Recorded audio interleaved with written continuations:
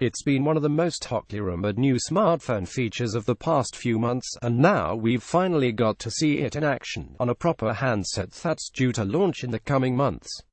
We're talking about the in-display fingerprint scanner, a feature that was rumored for both the Samsung Galaxy Note 8 and iPhone X in 2017, but which failed to materialize on either handset. Instead, it's Chinese firm Vivo which has beaten the likes of Apple and Samsung to the punch, and we got hands-on with its yet-to-be-named smartphone at CES 2018 in Las Vegas. What is it? This is the world's first smartphone with an in-display fingerprint scanner. Vivo did show off the technology in 2017, where it was built into a prototype device, but this time around it's in a phone that will actually be launched. As the fingerprint scanner is built into the display, there's no need for a physical home key on the front of the phone, which means this Vivo handset has slender bezels above and below the large screen. It also means there's no need for a scanner on the rear of the phone. This gives the manufacturer greater flexibility in terms of design, as the digit reader doesn't have to be considered when planning the aesthetics of the device. Vivo hasn't broken any new design ground with this handset though, as it probably wants to ensure that the technology works properly before exploring any potential new form factors. Vivo phone with in-display fingerprint scanner, hands-on gallery, image 1 of 4, image 2 of 4, image 3 of 4, image 4 of 4. The new technology also allows phones to be thinner, and the Vivo phone is certainly slim, which is good because the huge display makes it both tall and wide. Its placement within the display also means the fingerprint scanner is ideally located for your thumb, making it easy to hit. There's no potential smudging of the rear camera lens, or fumbling to find the scanner due to poor placement. We're looking at you, Samsung, and it also means you don't have to pick the handset up from a surface to use the scanner. How does it work? This is the optical fingerprint sensor inside the phone. The Vivo smartphone uses an optical fingerprint sensor that's bolted to the rear of the OLED display panel of the phone. The sensor itself is built by Synaptics, and it uses the light emitted by the OLED panel to read your finger and scan your print. Most phones use capacitive sensors for the fingerprint readers, which require your finger to have a pulse to be read. The optical sensor can't physically sense a pulse, but Synaptics told us that it has built in a robust anti-spoofing system to ensure its reader can't be fooled by others trying to imitate your fingerprint. You'll only know the sensor is there because the phone displays a fingerprint icon on screen, prompting you to present your digit. Once the phone is unlocked, you won't know the sensor is there. What's it like to use?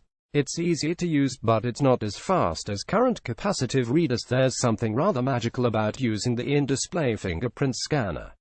It took us back to the first time we used a traditional fingerprint scanner on a smartphone, and we're just as impressed this time around.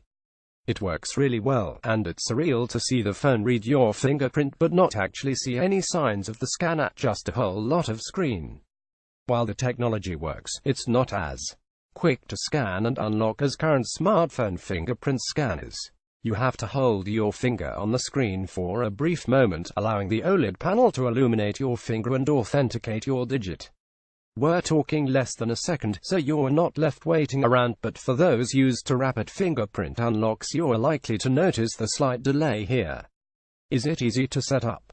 There are 3 stages to the fingerprint setup. In short, yes. It's a very similar process to any other fingerprint setup on a smartphone, only this time you're tapping your finger on an icon on the display, rather than a physical sensor. It's one of the longer setup processes though, as it requires 3 rounds of scanning your fingerprint to build up an accurate image. We were able to register our fingerprint in around 30 seconds, and you can register multiple fingers. We'd recommend both thumbs, so it doesn't matter if you're holding the phone with your right or left hand, and both forefingers, allowing you to easily unlock the phone when it's lying on a surface. Can I see it in action? You certainly can. Check out the short video clip below of us using the fingerprint scanner to unlock the handset.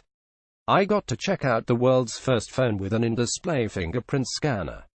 The phone from Vivo will be available in early 2018 in select markets. The scanner is made by Synaptics, and is mounted on the back of the OLED panel.